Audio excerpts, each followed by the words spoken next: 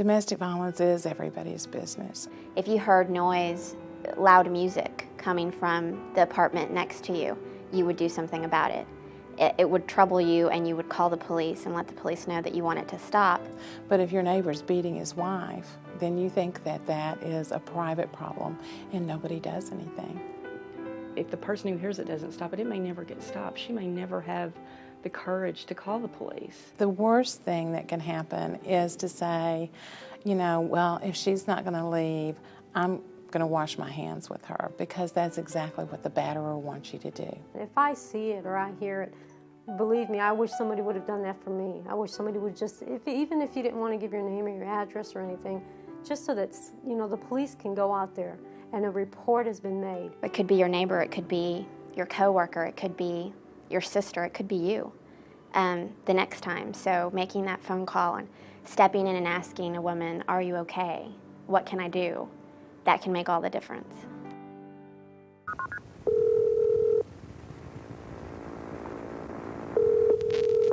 My husband has been torturing me all night, and I finally got to sneak out the house. And I want him to go and arrest him. Did he try choking you or anything? Yes, he was choking me. And he had me across the bed with his pressure on my neck, pulling my head back. And he pulled out the knife, saying he was going to cut off my hair. Never thought of it as domestic violence. It's just, you know, the way you live. Physical abuse may be hitting, kicking, slapping, choking, strangling, pushing, shoving. I stayed with him until I was almost 17, and he had broken my leg. Sexual abuse can be forcing one to have sexual acts. He tried to force me to have sex. And because I didn't want to, and it was late, he started pinning me down, threatening me with the kids. He took me to the bathroom and he put a gun to my head and told me he was gonna kill me. The emotional, they're reluctant to talk. They are concerned about what they may say. He was very controlling as far as anything went, what clothes I wore, where I went, who I talked to, what people I was around. He isolated me from my family a lot. Economical is taking away a car, keeping them on a budget, watching every single dollar that they spend. It started with the power of money. It started with the control of, you know, where are you going? Urban Police 911. Yes, I need to take my apartment, please. What happened? My husband, he threw me into the living room window, and then all I know is he started strangling me over the top of the table because he won't hit me so it don't leave marks. Just a second. Do you need an ambulance for your cut? No, it's just small cuts that would have to bring blood. He just never would leave a mark on me, so I didn't call the police. He's always tried to strangle me. Now I've got marks behind my ears of where he was trying to grab my neck with his fingernails, cut me, and then I have these 2 marks from the knife. Many people think that if they've not been punched or kicked, that they've not been abused. It's about power and control. It's about, I'm going to win. You're going to do what I want you to do. The worst thing for me in abusive relationships isn't so much the physical abuse, because I've had plenty of broken bones and they heal. It's the undermining of the self-esteem and the confidence, the belief in myself. It occurs all across the board, ages. I've seen from age 16 to 60-something. I have had patients that have lived with abuse for 20 years. Urban Police 911. Yeah, can you give me a... Hello? Hello? Hello? Sorry, hello? What's the problem, sir? Domestic violence. Just give me a call over here now. What's happening, though? Yeah, will you get an ambulance over here? My brother just got stabbed, man. My oldest daughter was being sexually abused, and I did not see that because of all the violence that I was in. That was the farthest thing that I could see. When I think of hurt on a child, one is that emotional, psychological, verbal abuse, where a child is continuously told they're stupid, you're never going to amount to anything, why'd I ever have you, you were a mistake, you've ruined my life, I'd have more money if you weren't here. Those kind of things are one way to hurt and scar a child. Another place where a child gets hurt is in sexual abuse. When a child feels that they're being touched in a place that they know that they shouldn't be, in their private parts, or if who's ever touching them is telling them to keep it a secret, that's one of those buzzwords where a child should go tell somebody, like someone they trust, like their teacher or an aunt or something, that says, they want me to keep this secret. Because then you know it's not okay. He had her threatened. I mean, he would tell her that he would kill me and, kill the rest of them. He had her, his threats were his power. When it comes to physical abuse, kids can get spankings and get in trouble, and that's not child abuse. But when you're being hit with electrical cords or there's blood, hit in the face with a fist, having your hair pulled, kicked, those are kind of things in physical abuse that are not tolerated as discipline. The effects on children who grow up in these households are tremendous.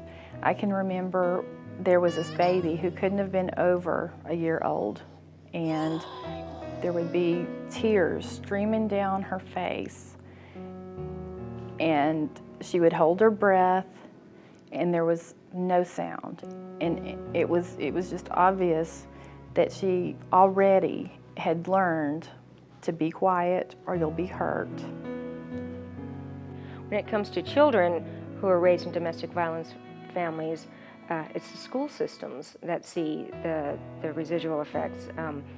Inattentiveness, sleepiness, hyperactivity, problems, aggression, all that kind of stuff in the younger grades, and then in the older grades with the teenagers, runaway, drug use, sexual acting out, aggression, fights, or the inward depression and eating disorders. A lot of that is all going to be reflective of the fact that at home it's not safe, and it's chaotic, and it's scary.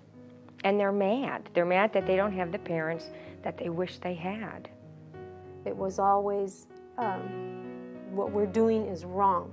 And when I say we, it was the children and I, because it wasn't just me anymore, and I realized that. Children who witness domestic violence are traumatized tremendously. It's breaking of trust, that I promise to love you and cherish you, and that's followed with a punch or a slap. The breaking of the promise that your home is a safe place. And the breaking of a spirit when a little kid learns that there's no such thing as real love because they don't see it at home. It's real sad. If the victim says that the child isn't seeing it, they're in another room, they don't see it going on, he does it when they're at school. There's still, if the victim has bruises, if she has cuts, if she has abrasions, children are quick to pick up on that.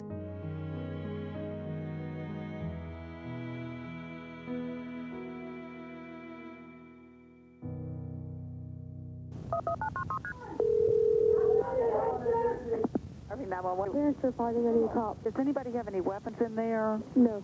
Has anybody been drinking? Yeah. The man or the woman? Woman. Woman's been drinking? Mm-hmm. She busted her head open.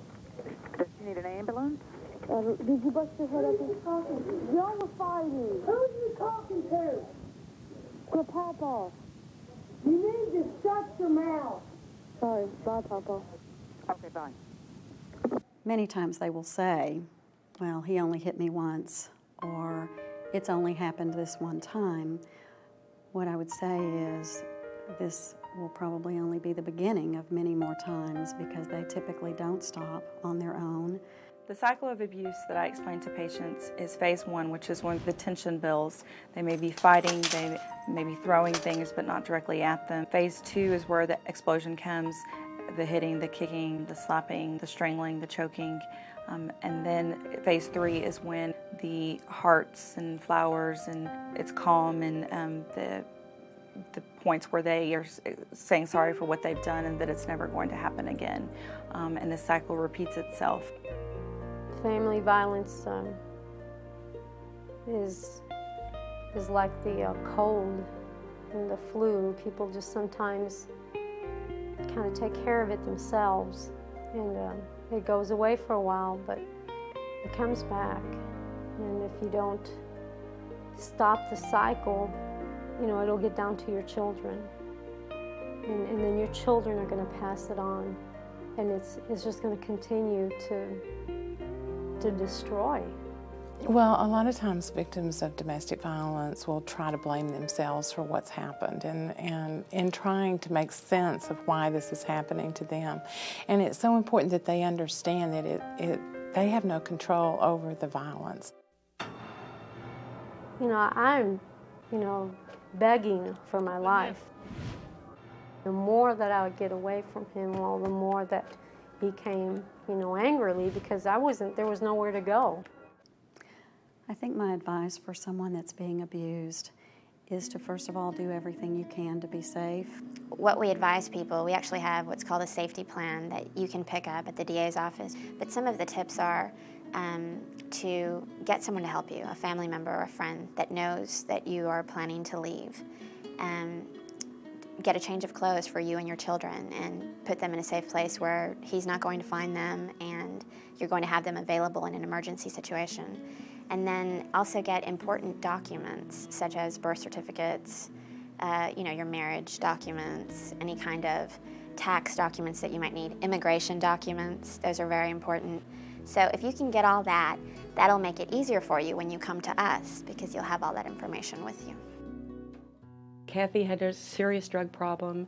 She was pregnant. She had some other serious health issues. I'd been in the penitentiary 5 times. I had been a heroin addict for 25 years. I was coming from underneath the bottom.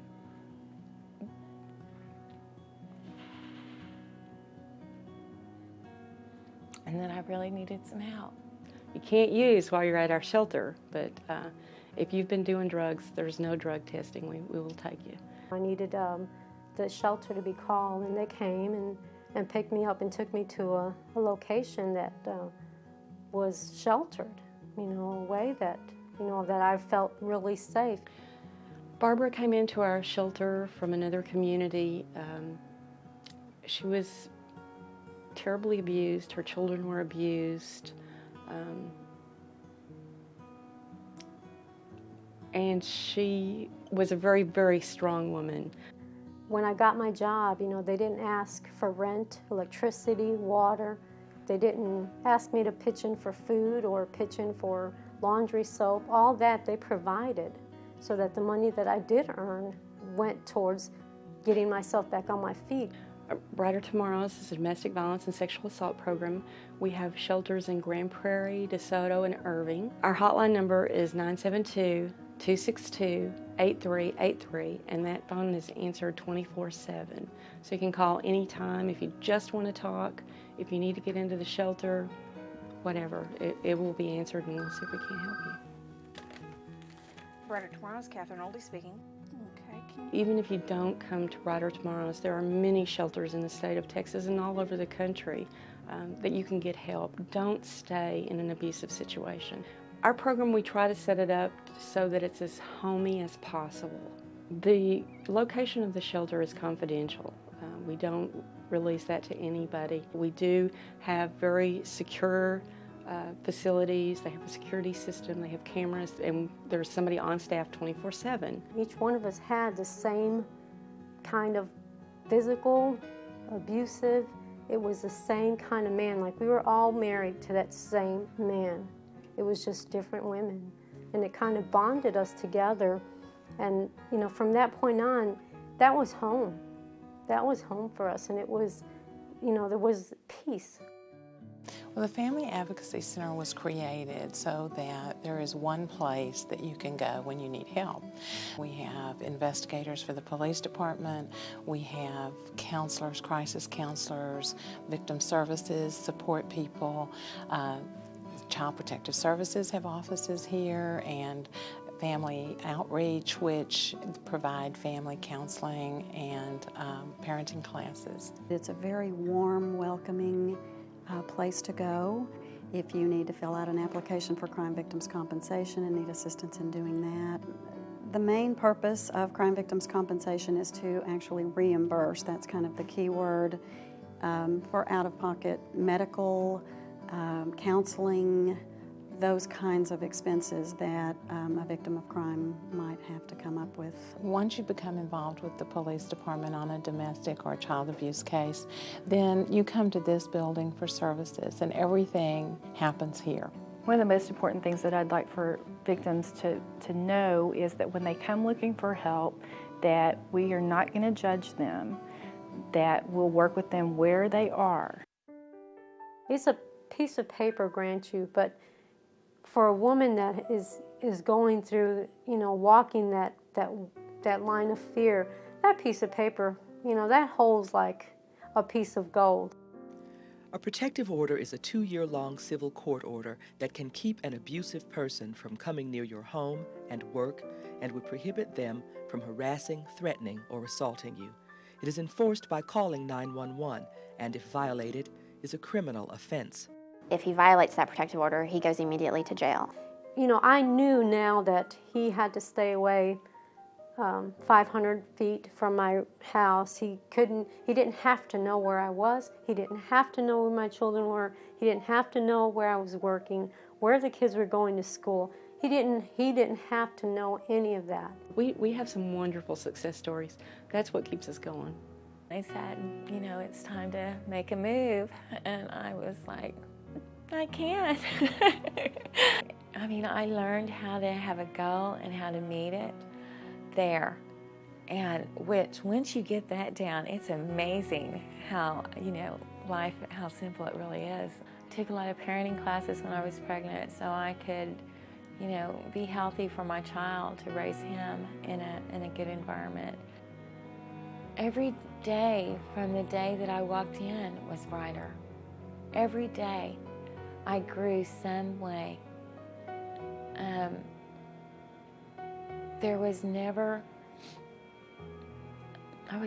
I never felt alone. I never felt like I was on my own, that, and then at the same time, they gave me the ability and the tools to be on my own. So it is brighter for me. It has been. I need you to know that you weren't put on this planet to be filled with sorrow. Those kind of words kick, and I believe them to be true. That's the other thing. I believe it. That you've got something else to do here, sweetheart. It's not to stay here, not to stay with this clown. So get on with your bad self and get your life going.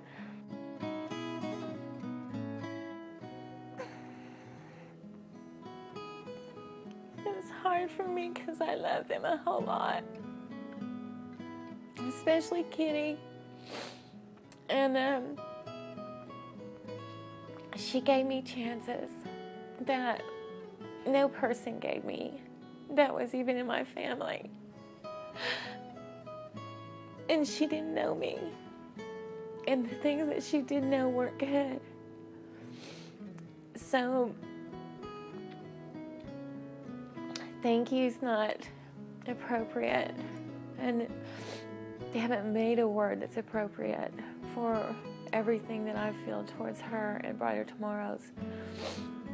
But everything about them is comforting to me and has brought as the foundation of every success that I've had since I've left there.